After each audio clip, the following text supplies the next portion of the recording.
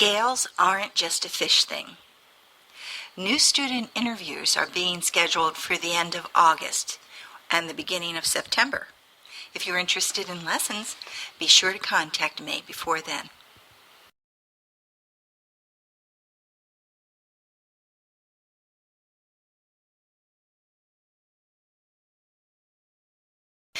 If you'd like to learn to play the violin, you'll study the Suzuki repertoire with a trained Suzuki teacher. You'll learn how to memorize and improve your study skills. You'll study music theory through fun games. And you'll read music fluently by a program that I've developed and used for many, many years, and that's called Scales Aren't Just a Fish Thing. I use something called gumdrop notes. We subtly learn music theory, lots of different concepts in music theory, by just enjoying playing the tunes. And there are prompts and triggers that are in the music so that it attaches to your memory. And you'll be surprised at how much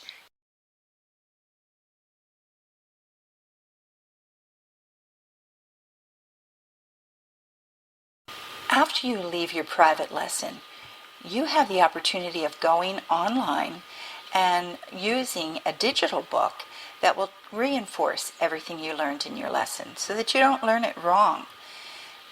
One bit of information at a time is usually what I try to encourage so that you're not confused and not overwhelmed.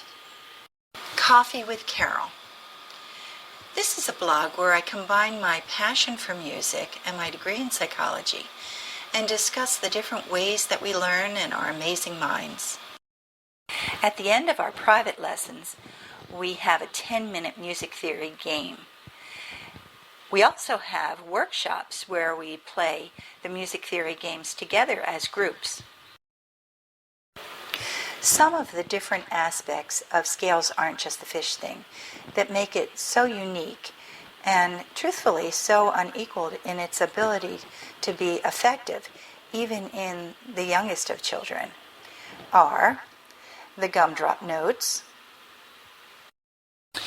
the online support by different kinds of games and digital books and coloring books, in-depth series of music theory games that I've written that are intended to ignite our sleeping brains.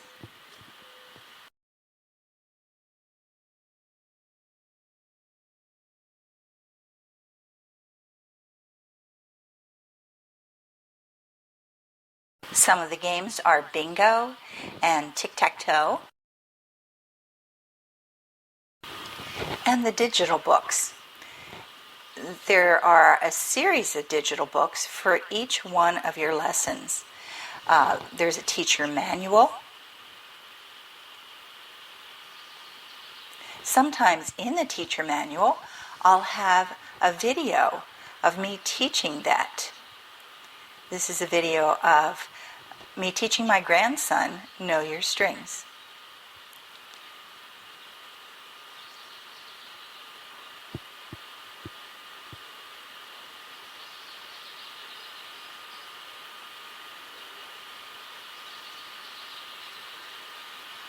These are the different rhythms that you can learn to play. And it's amazing that even 2-year-olds can come into a lesson and know how to recognize those rhythms within one lesson.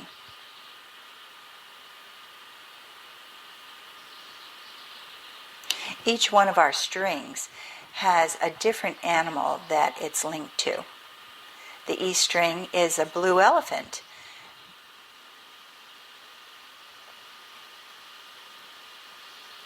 I've made the E string cool. It's a teaching tool, not a psychological issue, a teaching tool. And it doesn't have a lot of overtones, so it's a very cool sound. And it does easily become something that you can recognize when you hear it. The A string, on the other hand, is very warm with lots of overtones. So I've made it red.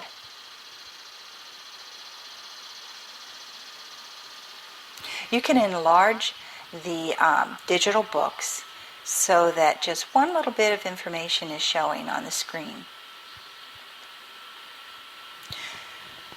I use a large screen so that the students can see it very easily from where they're standing.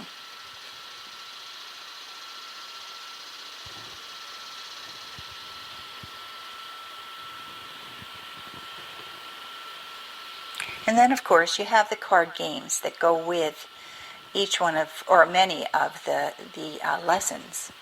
Oh, and that was the clue card, because I like us to have all the answers instead of guessing whether or not we're right.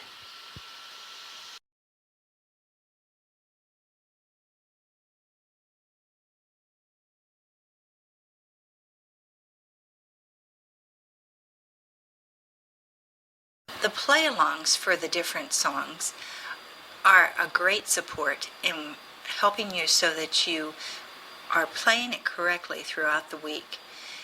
You get immediate feedback as to whether or not you're playing the correct note, whether it sounds in tune, and subtly you're also learning different music theory concepts.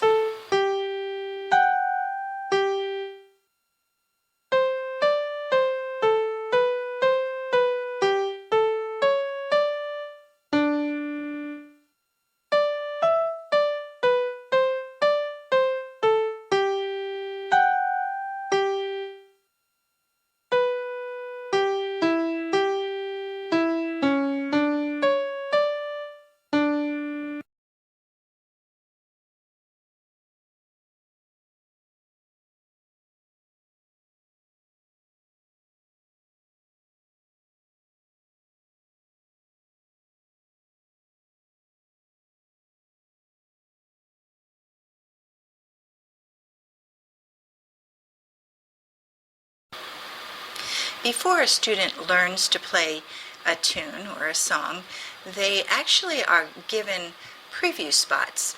Maybe this would be done the week before they're introduced to the song. And in this case, I've used an online coloring book for the student to be able to go on and color and reinforce what it was that I taught them in the lesson, so that when I do teach them the song, they've got the most difficult part already mastered. Here's another way that a preview spot is introduced. This is a difficult portion of the piece of music because it takes new muscle coordination. In this case, I've linked the preview spot to a little expression called hop over the fence.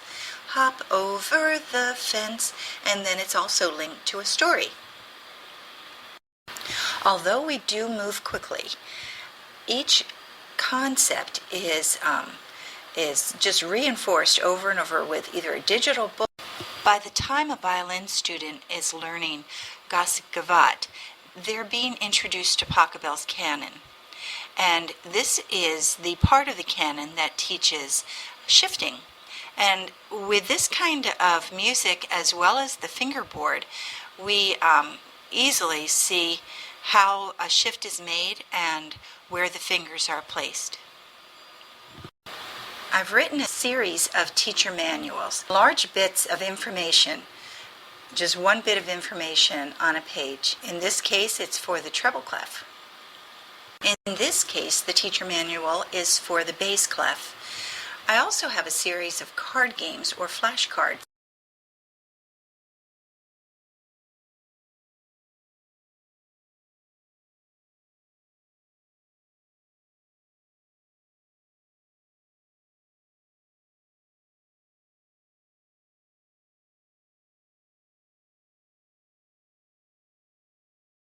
One goal of the lesson is to bring the awe and joy of focusing on what we often overlook, what surrounds us, our amazing minds, discovering the beauty of a single note, or the joy of simply listening and actually hearing.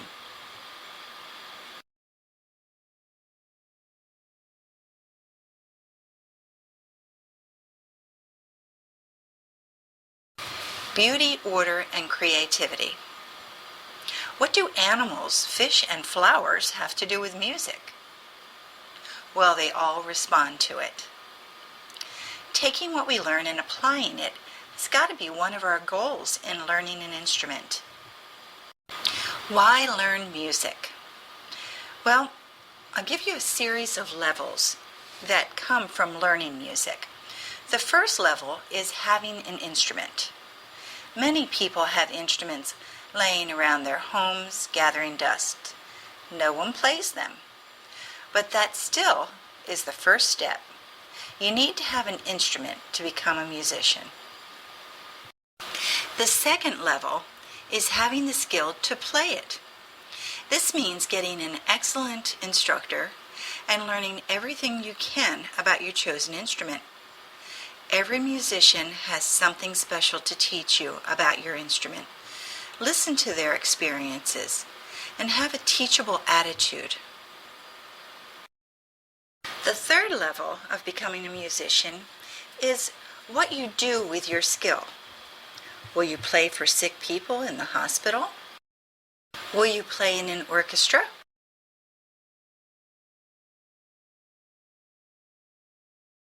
Will you teach others?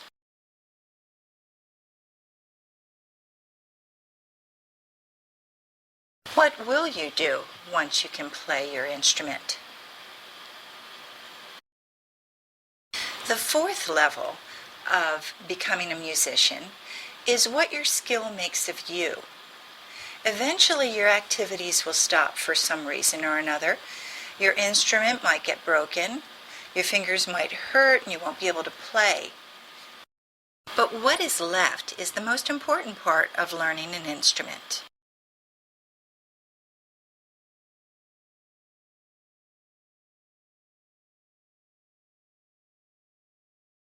If you are interested in violin lessons in Fort Washington, Pennsylvania, or Stafford, Virginia, or you would like more information about the program, just click the Contact Carol button below and send me a comment or a request for an appointment.